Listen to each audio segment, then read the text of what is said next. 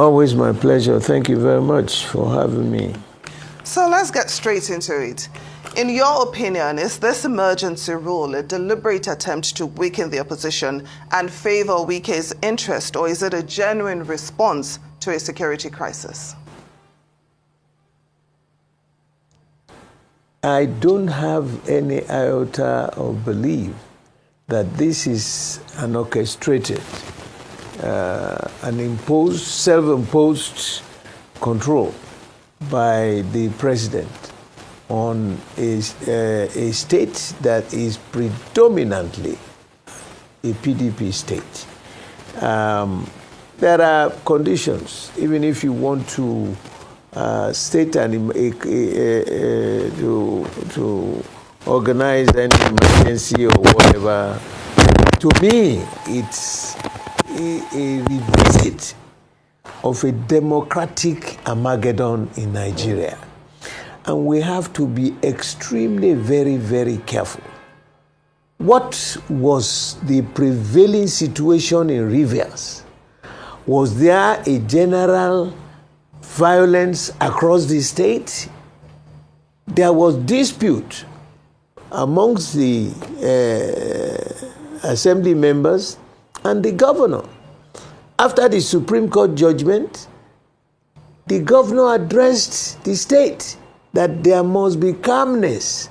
And he even went to the extent of going that he will meet the directives of the Supreme Court, despite the fact that the judgment itself from Supreme Court, you have had so many juries, panels that have looked at it.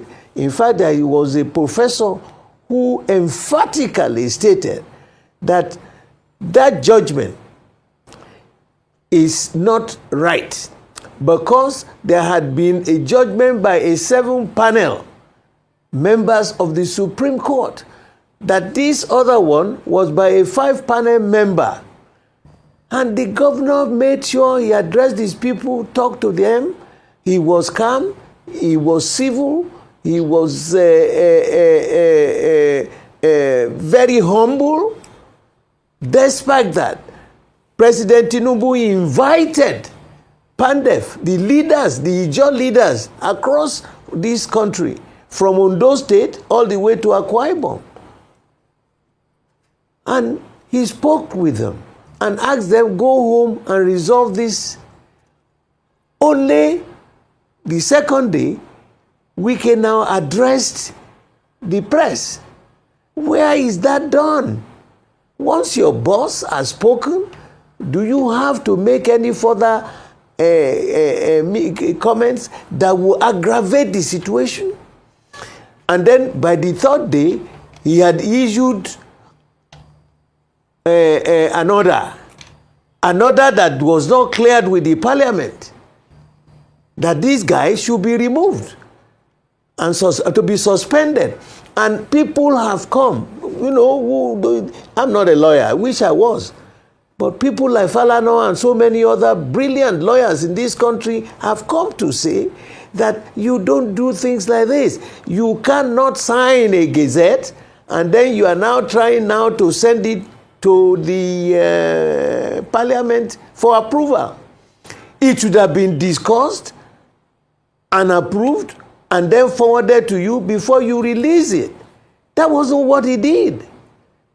And so, the totality of it is, okay, you want to grab Rivers State, the people will decide. But the way you are going reminds me so much of what happened in 1962 in Western Region. I have here the comments, the speech made by Baba Awolowo at the Federal Parliament. You know what he said? He said, look, before you decide to say that you will take over that Western Region, they set up this same,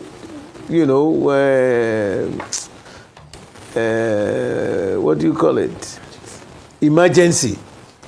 And he said, Mr. Prime Minister, I'm quoting him now, what is a public emergency? What is a state of public emergency? This is Baba talking.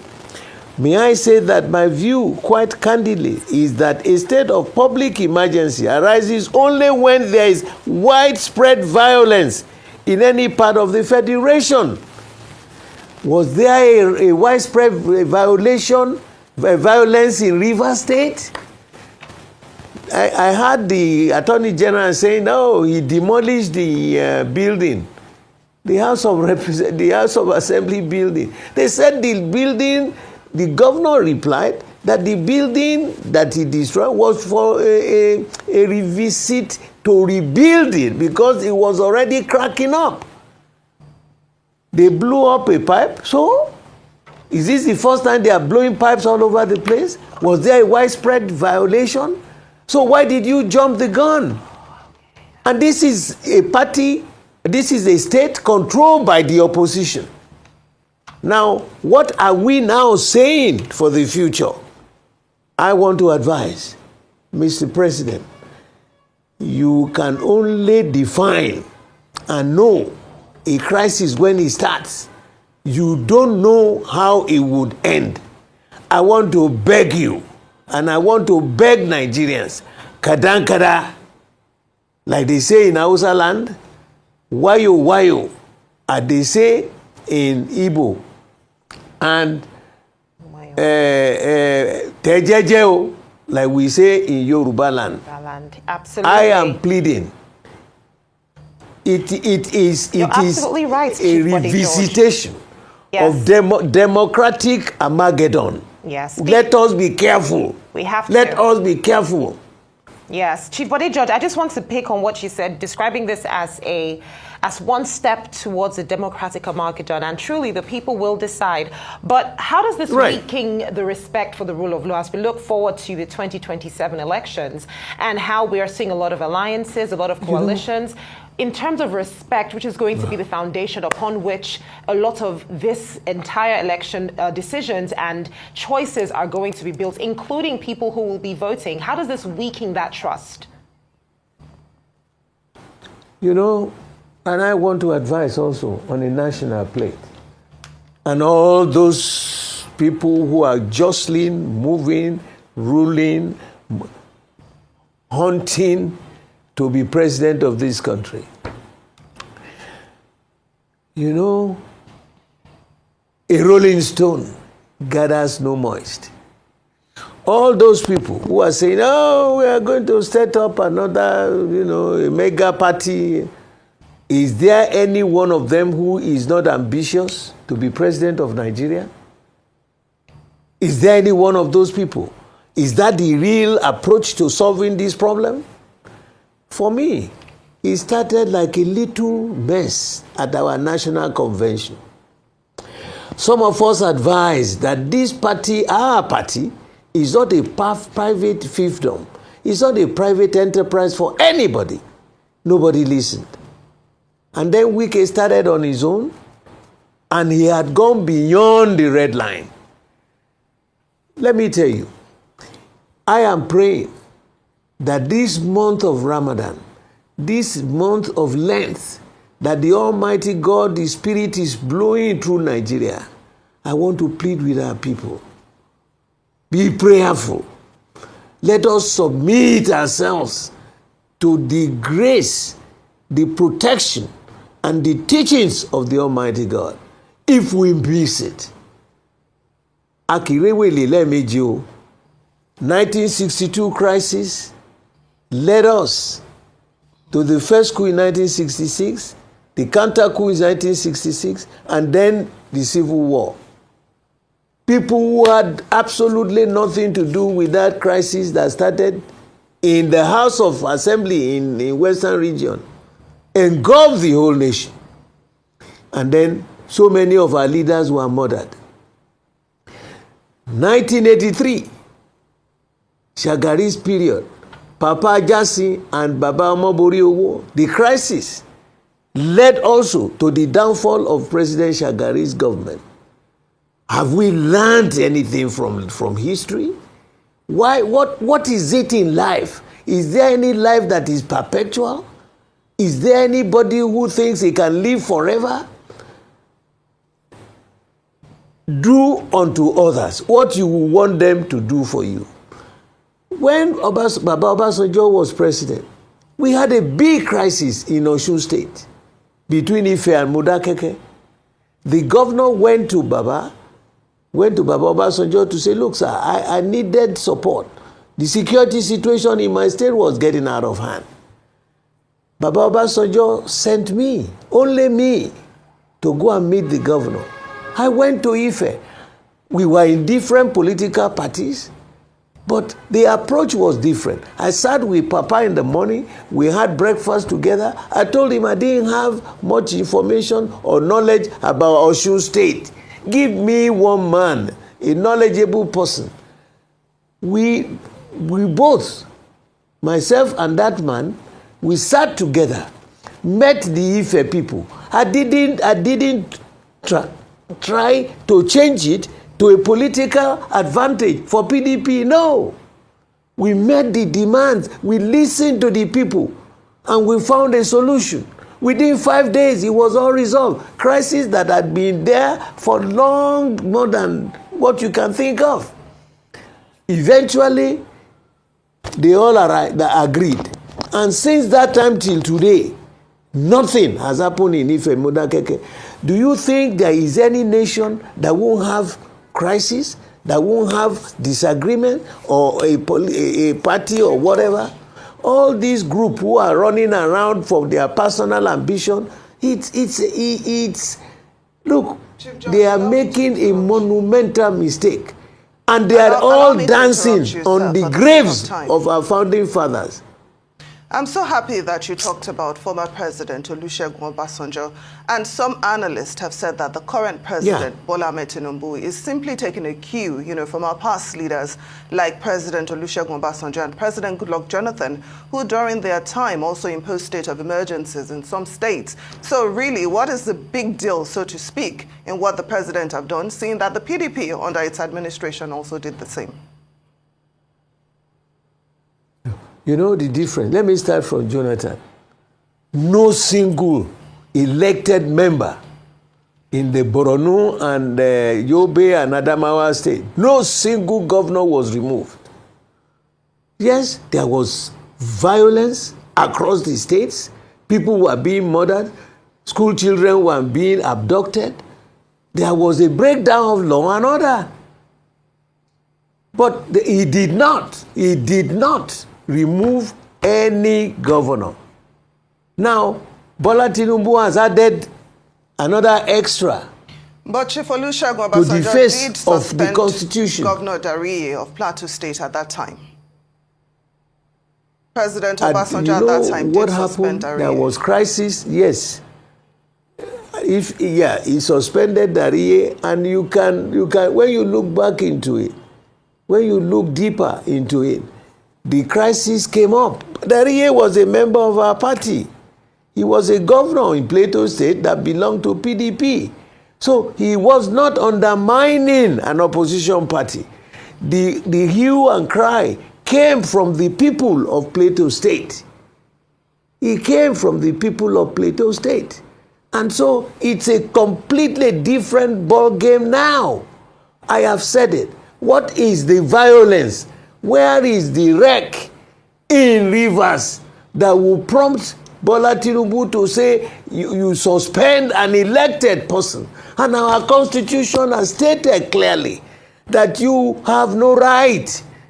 It's unconstitutional for you to suspend an elected governor and an elected member, and they should report now to you, to the cabinet office. What a charade. It is not acceptable. It is not on. You know what it reminds me? You are now behaving like a military governor, like a military president. The judiciary and the executive and the legislative arm are independent but equal in powers. What are we seeing? The voice of Jacob and the hand of Esau. What What are we doing, for God's sake? Now, Chief Bode George. Baba Tinubu, please, tejeje, you have to be very, extremely careful. I've told you, everything that is happening today happened before 1962. You should take the speech read by Baba Awolowo in the parliament. It was like as if he was a soothsayer. And now, where is the violence in Rivers? And I want to please Rivers people, both the mainland and the riverine people, I beg you, be resilient, be quiet, don't be violent. Put a shame on what they have called you. Put a shame on them by remaining perfectly submissive to the goodness of the Almighty God. Please, don't create any violence. Look at that governor. Yes, of course. With regards to, you're speaking to the people now. Now, some people would also say that, PDP's real threat are not external but internal, that the cracks are within. Now, as internal, an elder, that is true. It's internal, exactly. So you have, for instance, Nyesom Wike, who is a member of the PDP but is serving in the APC government. How are you managing what some people might even describe as his dual status right now? Let me tell you something. When the crisis started in PDP, they invited me as an elder to join the G5 governors and some other elders. I did. We fell out. When we found that some of the things they are doing do not fall in line with the dictates of the party. And what Wike just did is completely unacceptable in any civilized situation. I cannot be a member of this party. He has crossed the red line. You know why? During this same period of trying to put state of emergency in Rivers, he revoked the CFO of our party secretariat. I want him to listen to me very carefully, because he's like my political son. It's like you come from your community, and from that community, your home village was there. Suddenly, you now became the local government chairman of that community. And the first exercise you did, official, is to go revoke the certificate of occupancy of your father's house. So are you saying the house that produced you, the house where you got all kinds of things? So if he did that, what is the amount of money we are owing? 7.2 million. It would have been more honorable if he put his hand in his pocket and he says, yes, you are owing this, but I'm going to pay it because I am a thoroughbred son of the soil. I am a child of that house. It is that house that gave him the ticket to be chairman of the local government, made him the member, the chief of staff to the governor, made him a minister, and became governor for 8 years. What else do you do?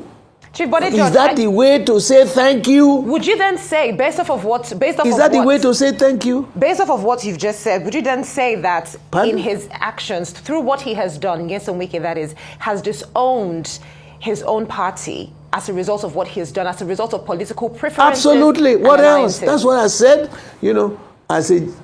As a general, I'm saying he has crossed the red line. Once you cross the red line, what are you looking for? So what is he still doing then? Why do you think take over your father's house? Why do you think he is still a member of the party? In your own opinion, no. The party, these things are just breaking. No. Young lady, this thing is just breaking. Mm-hmm. The party has to meet. We have to meet. The leaders, the members of the board of trustees, we own the party. in trust for the members of the party. We own the assets and the liabilities of the party, for the good of our people. If a young man has done what he did, to say they should revoke the party secretariat of our party, he has crossed the red line. He has declared an open war. And it's such a shame. We must be irresponsible as leaders and elders if we don't take an action. Unfortunately, like I said, when those people started the committee for what do they call it? The one that Tommy Kimi is heading, disciplinary committee. I looked at the membership. Tommy Kimi, yes, is on Atiku's side. The secretary of that same committee is on Atiku's side, Jegede. And they said I should come and be a member. I said, no, I cannot. First of all, Tom met me in this party. I cannot serve under him. Then secondly, the way the thing was structured was warped. Please allow me so to interrupt. Where do you start? And I'm pleading with our people. Now I'm told that there was a judgment this morning by the Supreme Court again that Anyanwu should come back. We have no qualms. We have nothing to do. We can't appeal to anybody anymore now. We should go back. Fortunately, by October, November this year, we are going to have a convention. Now, very well said. No qualms. Chief Don't Judge, fight please nobody. Allow me to come in because of time. We are Don't almost fight completely anybody. out of time. Now, yes. you said something earlier. Yeah. You said that a true son should have put his hands in his pocket, and paid the money instead of revoking, But then some people would say that that's actually the problem. The fact that for a while he's been single-handedly funding the PDP. This has led to the issue of money politics, selection of candidates, and all the issues that threatened internal democracy in your party. So if you said that should continue, are you not simply continuing in the path to destruction? Anyway, that's an observation. We are almost out of time. Now, my last question to you is this. It's curious how there were no dissenting voices in the National Assembly regarding the state of emergency in Rivers State. What happened to PDP lawmakers? What happened to other opposition lawmakers? Why were they silenced regarding this matter? No. I am happy you raised that point. We are told that the voting procedure in this kind of a situation, like we have seen in developed world, it's not by voice vote. It's not voice vote. I want to congratulate and thank some of our senators who worked out. These are the truths, because tomorrow history will be written. I have here the speech made by Baba Awolowo in 1962. It is historical. Now, all those people who sat there, who did this, was there a voice? The proper thing will be for every member, which we had done before. In this kind of a situation where it is dire, it's not a matter of voice vote, because the man who is presiding, if he's biased, even if it is negative, we say it is not negative. And the House members, majority of them were not in town. Majority of the people were not in town. If you want us to do it, to dissect it, let them give us the actual results. How many people were in this on seat? How many physically voted? Which is done in the United States. When it comes to matters of importance like this, you go one by one, you will vote, they will count. Not by making sure that you do it by voice vote, as if it's not important. A voice vote is just like something you can just flip up. This is so vital for the future of this nation. It's so vital. And the issue that if he pays 7.2 million, he's the one that is there. He said in 20 years the party has not paid. You mean he cannot afford 7.2 million naira to pay on behalf of the party? Even I'm not a minister. If they ask me, I will pay it. and then you go back and collect your money rather than disgracing your family outside? Is that acceptable? And let me tell you, there is no political party like PDP. We still have our structure. The real Iroko tree in this country, the political Iroko tree, is the PDP. Where in the APC, a congregation of strange bedfellows, where are the members of their national ESCO? Where is the national chairman? He's acting. Gwanduje. Where did he come from? Is he not from our party? Who is the national secretary of APC? Who is the national organizing secretary of APC? And then come down to the zones. They don't have any structure. Okay, Chief Bode, it is the private fiefdom of an individual. As we wrap up this conversation, following the legal maxim, who comes to equity must come with clean hands. Where is the accountability? On the side of Nyesom Wike, the Minister of the FCT, on the side of the President, President Bola Ahmed Tinubu. You've said a lot, and it's tilted towards a problem, a significant issue that you have raised. But where is the accountability? Who are we referring to when we say certain things should not happen? Where are these complaints going to go? And where do we meet accountability for these actions? The accountability will come. I am just a senior member of the party, a life member of the board of trustees. I have voiced my own voice, my own opinion. The party, I don't own the party. No individual owns the party in our own PDP. The party must meet. Decisions will be taken. And with what I have told you, and with the attitude of the other side that created this mayhem on the party, all sides, like I said before, have committed a harakiri. They have messed up badly. But now, one side has gone even higher and demeaning. What he did is so demeaning to the party. That's why I said, let me set an example. It's like PDP should be like his family house. You said we are owing 7.2 million, and then you withdrew our certificate. The house that produced you, the house that recognized you, the house that gave you whatever you are today, whoever you are on the national ticket. So the only thing you can do is demean them and draw the carpet under their feet? No, sir. It's never done by civilized world. He has drawn the red line. He's telling you, go to hell. Go to hell. And the other ones are going, we want mega party. We will resolve this party. We need to wrap in up the interest of the founding fathers of our party. We will resolve it. By the grace of God. We definitely hope so. Chief Olabode George, it's always a pleasure to have you on Newsday. Thank you so much for joining us. Chief Bode George is a former